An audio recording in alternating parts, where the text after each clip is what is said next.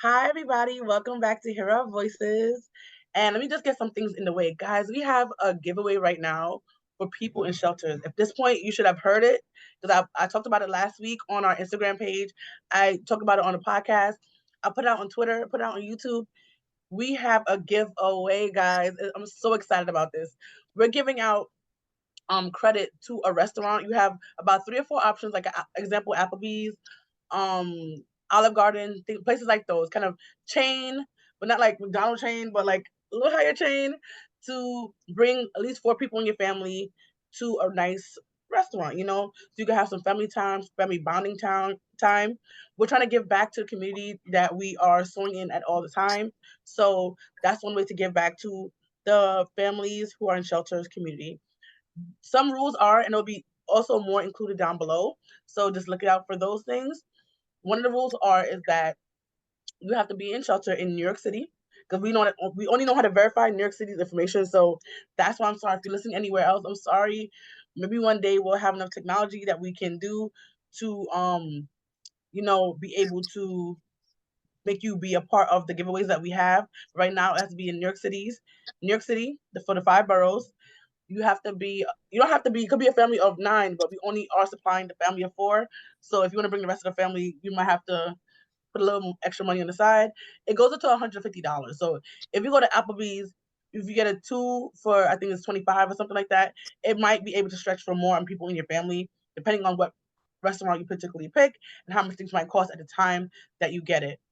You have to also have children under 18. It could be one child, but you have to have a child under 18. So that's how we're doing it. So more for qualifications, you have to be able to follow us on Facebook, Twitter, Instagram, TikTok. You don't have to follow us on all of them. We have to follow us on at least one. If your account is private, you would have to take a picture, a screenshot of it, and send it to us in our DMs. Just put in the DM that you would like to be a part of it, and we'll put your number in for it. So only do it once. And if you're already following us, all you got to do is at least like one of our 2 of our posts that we post. Now, trust me, we're posting constantly, so you'll have something to like out there. So if you want to be a part of it, just read more on the description down below and to be a part of the giveaway that we're having. So right now, I'm going to introduce you to Lilly, and she'll tell you a little bit about her story and herself at this moment. So Lilly, take it away.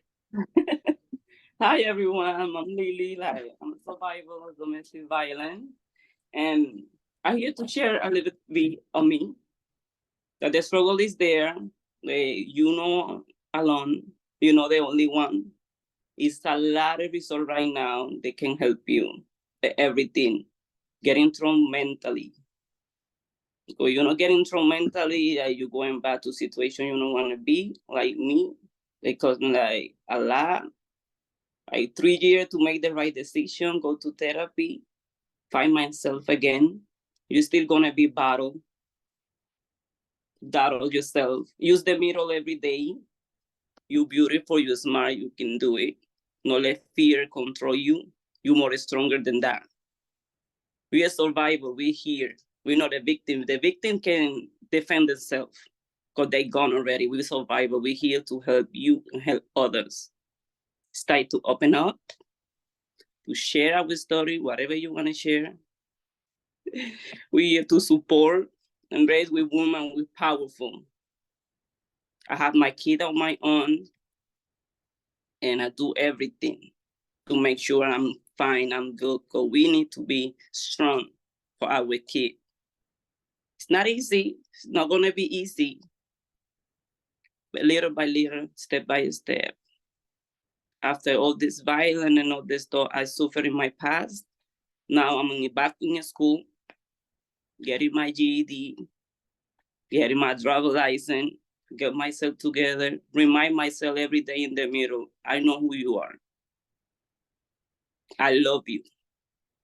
You say to other people, but sometimes you forget ours, because if you win something right now, you say, I'm going to help my family, my kid, and then you put it last, yourself. You need to put yourself first.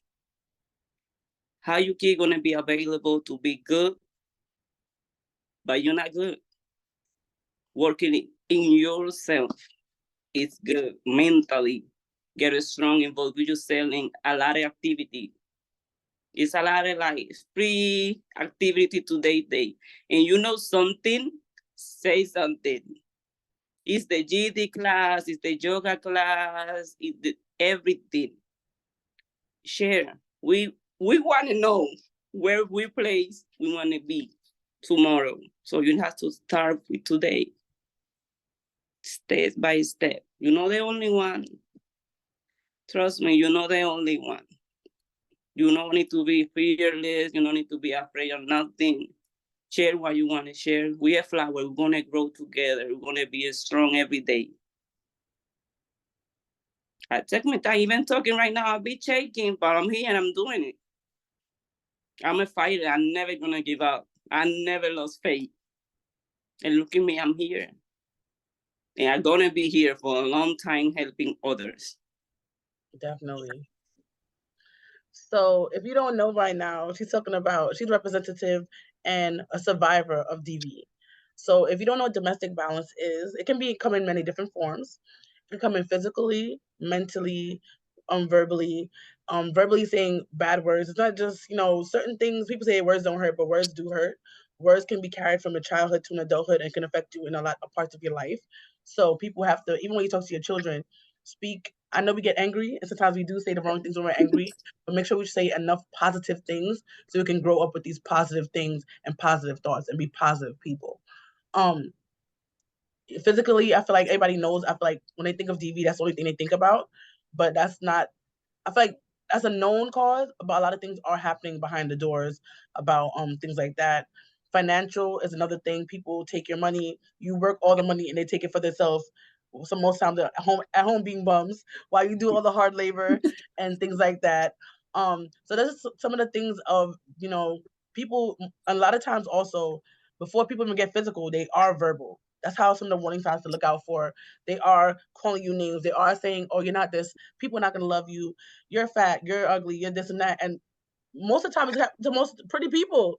Yeah. And they're like, "You're this and that." When the person look in the mirror, they seeing what that person's seeing, but not really seeing what they actually look like and what they. It doesn't even matter how you look. It depends. People should respect you no matter what you look like. To be honest, yeah. But yes. So those are some of the qualities of DV. To say if you're looking for DV in your relationship with anybody, it could be mom, dad, it could be with your friends, boyfriend, girlfriend, kind of thing. So you can see in many different ways. People always think boyfriend and girlfriend. People don't think, oh, is my mom doing this to me? Is this person? Because it can be in every different thing, and most times when people have it in different relationships, they end up finding it because they're so used to that behavior in their romantic relationships, and that's the kind of sad thing about it. It can transfer on into that. And a lot of times when we know that men, people see mostly men doing it, but women also do it. But most of the time, the reason why they act that way sometimes is because they grew up like that, and they saw around them. So that's the actions they pick up, and it's not right. So they do need help also. So everybody need help on either side,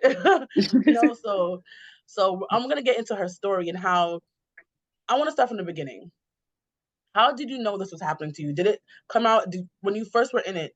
Did you realize something was wrong, or did you, after you said 3 years to come out of it, did you realize it really at the end and that you have to leave?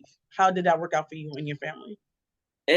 At the beginning, it started like verbally, and I don't put attention. I be like trying to ignoring everything he say. Then it started financial, and then it was like physical, and I don't even understand what's going on because I never heard about domestic violence. Oh wow! I don't ever heard about abusing all this stuff, and he bring me down to the floor mentally, and I feel like I don't want to be with this person.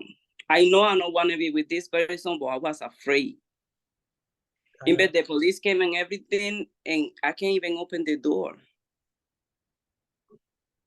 I was like, what am I going to do now? Right. I think I know there is nobody there to help me.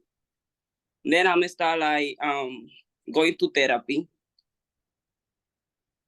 and learn little by little. But I'm still in therapy, but with the abuser at home. That's hard. And it's like, I don't want to be here. I'll be lying over here. I go to my doctor appointment, but he's at home. I'll be like, I'm learning something new, but I'm still afraid to do something right. I know this is wrong for me. Right. And I don't want to be in the environment, but I'm afraid to give the first step to get out. Right. And I'm trying. And I'll be like, okay, one time he put the hand on me was enough. Oh, wow. I'll be like, no, this is not for me. He went to jail. Okay, that's good. He contacted me from there, calling me, send me letter every day. And mentally, I was exhausted. I can imagine. Calling like the letter, like 14 pages every day. Calling me like 12 times, 5 in the morning. Wow. And I will report all this stuff. And I feel like they not do nothing. Mm-hmm. I be like, why I feel like I'm in the problem and they not do nothing? Why take so long to take action? Right. And then that you have to go to court. And I'm not feeling strong enough to go there. Right. I don't want to deal with it. I don't want to see him again. And I have a mental breakdown. They put me to the side for 4 days. Oh, wow. I lost myself. I don't know who I am no more at that point. And he keep like still calling me and say, why nobody do nothing? And I almost give up. I told the DA, I don't want to continue this. It's too much for me. I'm not strong enough to keep going. But he calling me, he do all this stuff, and why you not stop that? Right. You know, it's hard, you want to get out, but it still is the process. Everything is the process. That's the problem. I understand that now, but at that point, I understand like nobody doing nothing, nobody help me. Why I need to do all this stuff and I still suffer and he's still inside? And talk about it. Hear the message, the voicemail he leave, like, talk about it is hard. I'd be like, I go through the door, I started crying, I broke down over there. I can't even speak, I can say nothing. I keep telling I don't want to continue. I don't want to do. I'm afraid he's going to do something. When they try they're going to do something to you, kid, you be like, think twice before you say the decision. And you believe them too, because some people, they say it, but when they get mad because it's been in their mind already, they end up doing it because they was thinking and stewing on this thing, and it's just like it flows over and it really happens. Yeah. And he was sweet in front of my kid. But behind door, when my daughter is like, around is evil. Nobody want to love you. Look at yourself. You ugly. Like, what are you talking about? I mean, like, and I'm ugly and all this stuff. Right. Why you here? Exactly. Why you make my life miserable and I'm all this stuff you say to me? Exactly. Well, how am I so ugly but you're with me? Oh, man. I said, Mike, right, and start going to therapy. He was in jail, and I almost give up. Give me this friend and said, it's not enough. And I tell him, the friend, you know what? I'm not afraid no more. Right. You're not in control. That's exactly where I used to have the phone. You're not in control no more. I'm in charge right now. You're not going to win. And his boy changed. Instead of yelling and say all this nasty stuff, he come down like, babe, you know I love you. That's not love. That's not love. That is not love. That's manipulation. Right. That manipulation, that's not love. 7 years passed. And last year 7 years passed. Yeah. Got it. And he came out of jail. Oh my gosh. Nobody noticed me nothing. You know what the first thing he do the next day? Contact me. How did you didn't change your phone number? I live in the same place at that moment. Was living in the same place. Oh my gosh. Hey, my love, oh, my body was shaking, but I keep my head up. Right. I Keep called the strong. police. I called the police. I learned all this year being in therapy. I learned what I have to do. I have my order of protection. I'm gonna use it right now. I was shaking. Even the police can, everything's gonna be fine. And I can't even speak right now. Right. This man come out of jail after 7 years, and the first thing he do is contact me. Like, where are you? The people say gonna like let me know when his man gonna come out. Exactly. Where's my phone call, Lord? We get ahead. I can be in the street and he do something to me. I don't know what's happening because I don't know he ways out. Exactly. I know because he called. That's scary. Lucky he called then, if you think about it. Like, he's alerting you. He probably thought that the police already told him to, like, told No, you. and then he said, like, please don't tell nobody. I ain't got that phone so quick, fast, and call us. Listen, I have all protection. This man explain everything. Right. They came, I make the report, and they got it like this year, a couple months ago.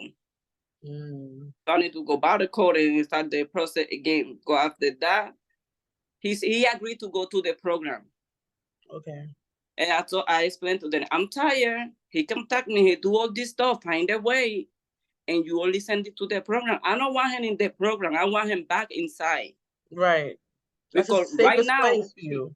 yeah, right now I think they playing game with with the system because he know the process already. Right. He played, okay, I'm guilty. I do this, I go to the program, everything gonna fine. A couple more, I'm gonna be do the same thing now. I say, now I'm ready to fight back. Yeah. I thought I don't want no deal. I wanted like, no, he not gonna take no program. Right. Do you think that moving will help him not find where you are and changing a number? Or you think he still would find you? Does he have enough resources to track you down again if he wanted to? When the thing is, that's what I say, the system failed me in that part because like after 7 years, I put the application and the person supposed to help me, she never submit nothing. That's why I'm still here. In the same way, everything happened.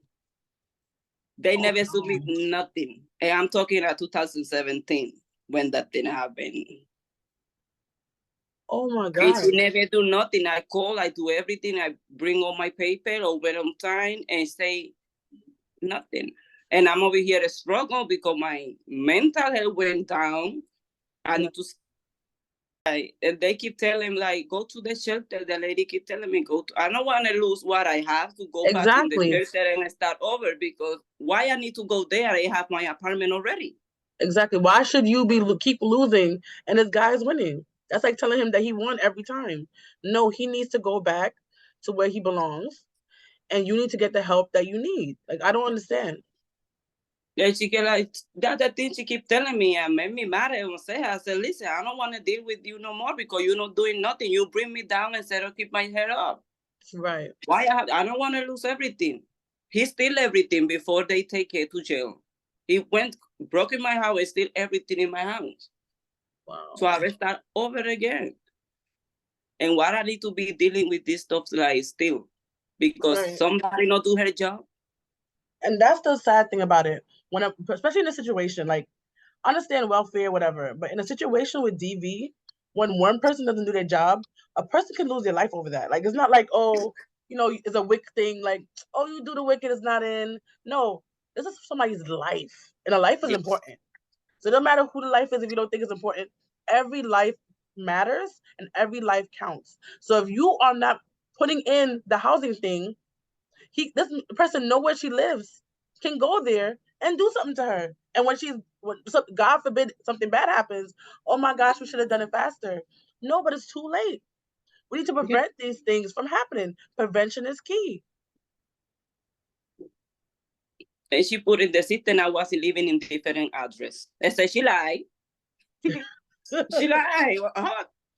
I'm in the same area, that's the thing. And he called me and I'm in different place. Right. It's just a call. But being in the same apartment, that's what made me afraid he's gonna be. I say something. Right. That's what I would think too. Because saying the order of protection is just a paper. Exactly. It's just a paper. With this person, you have to learn how to defend yourself. Right. It's true. But if I defend myself, and if this person and then there, I'm gonna be in jail. Right. And I keep saying, like, how the thing work now? Something has to change. It's true. The whole system has to change, to be honest.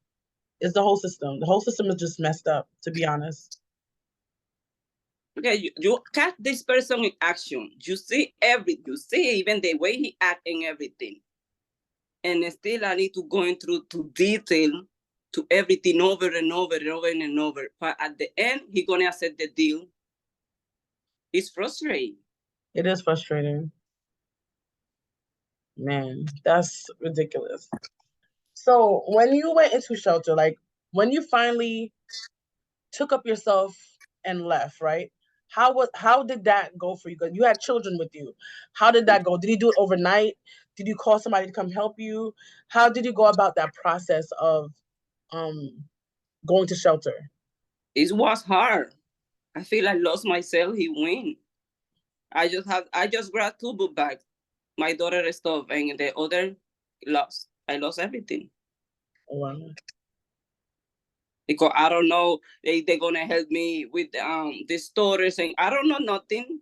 Mm-hmm. Mentally, I know was like 100. I think I work in 25%. The 25% I was confused about the situation. Right. With too many information. This person see one thing, the other one thing, and I'm thinking I'm gonna lose my kid. Yeah, that's how they are with that too, which is kind of scary. I'm gonna lose my child. What am I gonna do? I don't wanna have place to live. And every time he contact me, they say, well, you can go to the I don't want to be there no more. I promise my kid, I promise myself, I'm never going to go back to that place. Right. It's not easy. You want to like keep moving to the stuff, but you have the schedule. And this time you have to be here. And no, it's too much. Travel because you don't know which borough you're going to end. If the school is in this point, you go to across the river, so you have to travel. Mm-hmm. It's too much. I was exhausted. I do all the process, but I was exhausted. I don't have enough energy for nothing. I know that I know.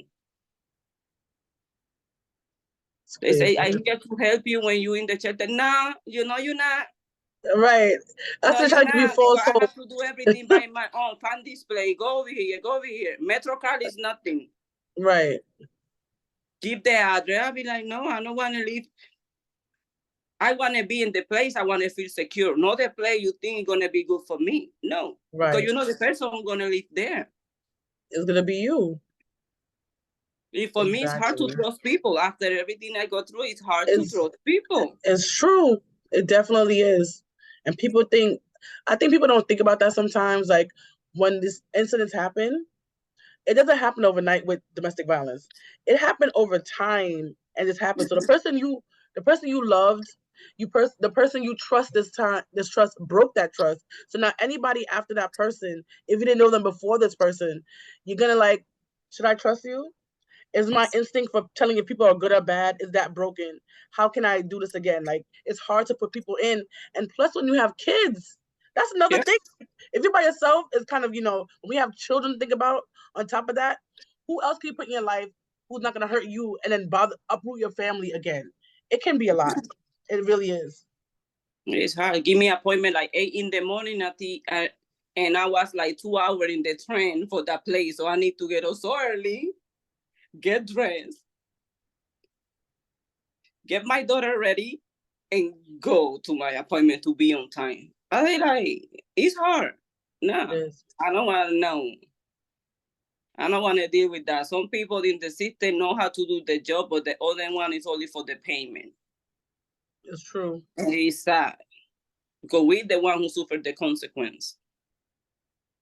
And nobody, no female, no male, no kid need to go through all this stuff to get a little bit of something back. Because that's the thing we receive, a little bit, because you're the one who need to do everything. Yeah. And where the supporters they say we have. That's the thing too. They say we have, well, DV people have a lot of support. That's what I hear too. A lot of people say they have a lot of support. People think even when people in family shelters, like how I went to family shelter, I'm gonna say, oh, you have all these things, have all these. I'm like, no, we don't have. It might look like we have a lot of things, but if you're in a single shelter, you only gotta think about yourself. When you have a child or people to look after with that, it's much. We might get a little bit more money, but for the space you're even getting, it's just not even enough to cover for the proper household things. I think Yeah. the whole system is just messed up, to be honest. Yeah. They need to put a little bit more money into these issues because a lot of issues are falling short because there's not enough money going towards it. They need to update it because they put money towards it, but it's not enough for the time that we're living in. It needs more money to be able to sustain it, to be honest, and to for everything. It's very hard. It really Yeah. is. You go to that place because they send you and then you not qualify. Yes. That's the other thing. That's You the go most to the annoying place that they thing. send you not qualify. They put your hope up, and all of a sudden, they just pull the rug from under you, and it's just you don't qualify. Yeah, it's sad. Oh no, this is not the address. I'm gonna give you the right address where you need to go to know how to make the appointment, or you can Right. walk in. And I'm here. They sent me here, and you tell me right now it's not here because I'm not qualified. It's in other location, like 1 hour more, like go back. At the end, I be all day outside looking for something they never have for me. So waste your whole day. Yeah. And they don't care if you're working. They don't care about anything. It's like, that's what I don't understand. I want to get out of this predicament. I have a job to make sure I can get more money in, but I have to take off all the time just to make these appointments, not to be at the right place, not to say, if I need more documents, you don't tell me that before I get there. So I have to come back again with more documents. Just tell me everything at one time. It's a lot. It's a If you lot. earn 1 penny more, you not qualify.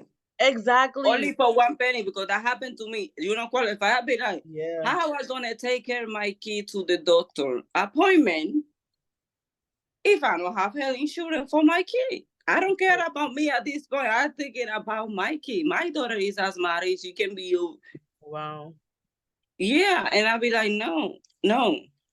They doing the, and then the people in the shelter happened to me. The one person working in the shelter is that he went one day, the guy, and knocked my door and come downstairs. I said, for what? And I need to make a report. Wow. So even in the shelter, I don't feel safe. When you have to be safe, or you're gonna be safe, you're gonna be, and then this incident happened. Right. And I was like, I don't want to be here. Oh wow! So the person you're trying to say, I didn't understand. You said The the person died person who worked in downstairs. the shelter knocked the door like 11:30, almost 12. Knock the door and say, "Go downstairs." I said, "I have my kid is sleeping." They said, "You can deliver." I said, like, no. They said I cannot leave my kid alone and go for nowhere. And the next day, I made a report in the place supposed to be safe for me and my kid. Oh wow! I wasn't. Wow, that's sad. He said, "You dealing with this frustration, and now like other ones come and be like, no, Yeah. no."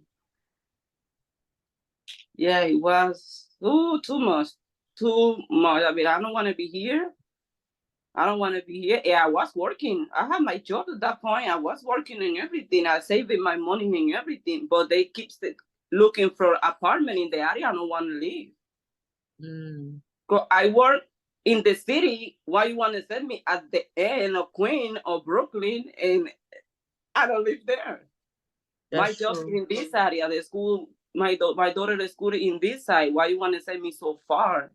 Yeah, they don't think about that. They don't think about how They want you like, okay, your job is a lot. Trying to accommodate you to find the apartment, but it's not like that. It's not easy. Because this apartment is available, that I want to be there living with my kid.